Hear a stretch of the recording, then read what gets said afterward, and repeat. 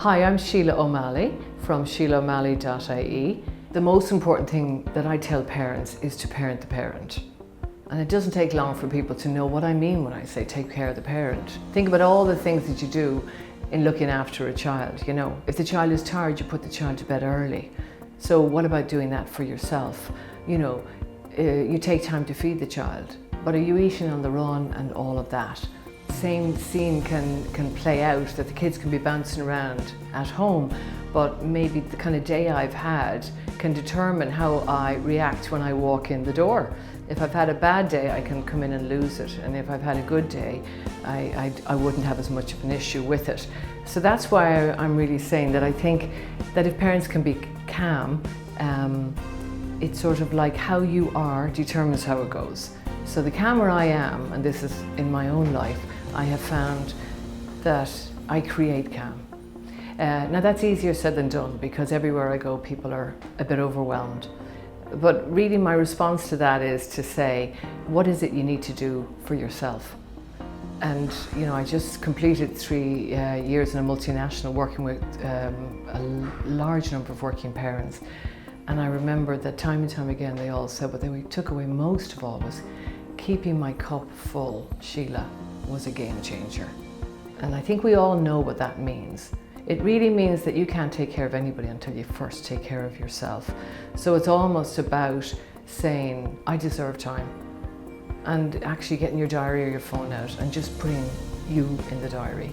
And it's almost that when you give yourself the time, the 15 minutes a day, time to eat, you know, hand the baby over to your partner and say, I'm going to go out with, you know, my friend or my neighbour for a quick walk, that I come back in and I'm the better parent putting them to bed. So if I keep my cup full, the job and the children can drain it. As long as I keep replenishing it, you know, an hour in the week, something for you, maybe on a Saturday morning, just do something for yourself. And then really you're going to find that your mood and everything, the move for me was from cranky, irritable and impatient to being somebody that was easier to live with.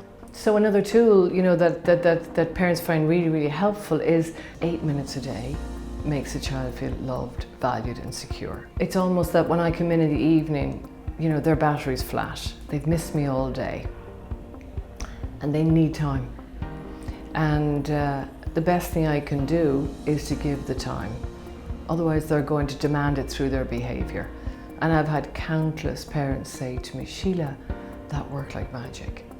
You know, I came in and I just gave the time. Now, people that have more than one child always want to know, well, how do you work it out? You know, but you can, because an older child can be kept up 10 or 15 minutes later, which is a big privilege or whatever, and maybe the youngest one won't understand about waiting.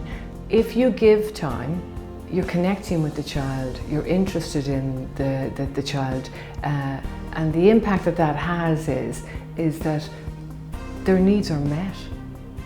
And when the child's needs are met, they're able to meet your needs. So that 8 minutes of connection is incredibly important. And other ways to offer it is on waking, you know, a bit of snuggle time. Same thing at bedtime, a little bit of snuggle time. And the reason that's vitally important is there are key times that children suffer from separation anxiety. Because in other words, when they're with you, they feel secure. So things like waking and maybe going into creche or whatever, bedtime brings up that. So it's to be kind around that and to almost meet the need first is what works. Mornings begin the night before. And what do I mean by that? I mean there's so much to be done in the morning, you know, to get, you know, 2 people out to work and maybe children to various creches and schools or whatever, that it's just too much. It doesn't necessarily mean you do it all, but it's to make a list of everything that needs to be done, and as far as possible, anything that can be done, like the dishwasher unloaded, you know, the table set, the lunches set up or pre-prepared, the bags all out at the door, just simple way, the uniforms laid out, and invariably things like, you know, the bits, like the baubles for the hair brushes, you know, the gym stuff that tends to go missing at the last minute. These are the things that puts parents over the edge, and the voices, you know, get louder and everybody gets upset and all of that, because there's enough going on in the morning. So it's really, you know, mornings begin the night before, creates a calmer and a happier home, and certainly also getting up in most houses a half an hour earlier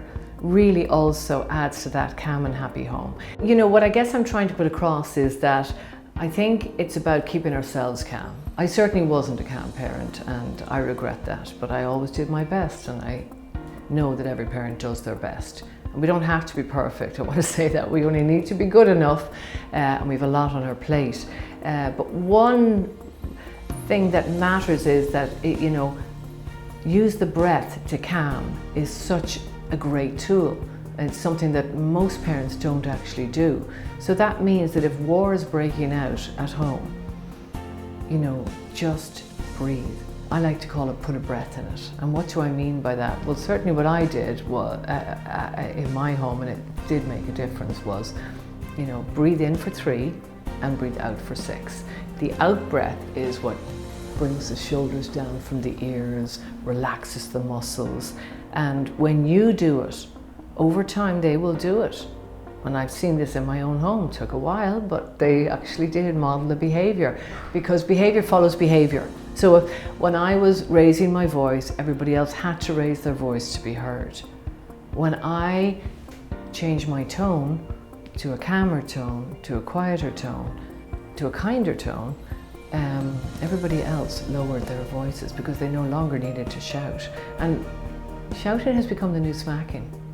We may not be smacking, but everybody's shouting, or a lot of people are shouting. And you know, it has an impact on children. You think about what you felt like at 2 when somebody's shouting at you that's about 3 times your size. It's absolutely terrifying. So it's really around that behavior follows behavior. So we really need to model the behavior we want to see. And how do I do that? I breathe. So it might look comical, but this is what I did, you know. So war is breaking out and I just go,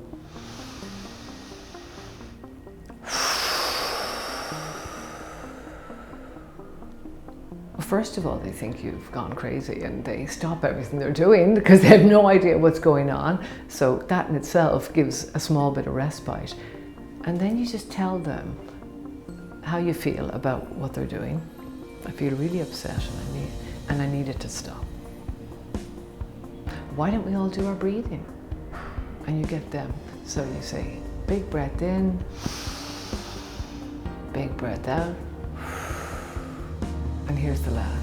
How many parents have come back to me and thought, we really needed to get our kids to breathe, but it was quite embarrassing when most of the time the 4-year-old or 6-year-old would say, Mum, Dad, you need to do your breathing.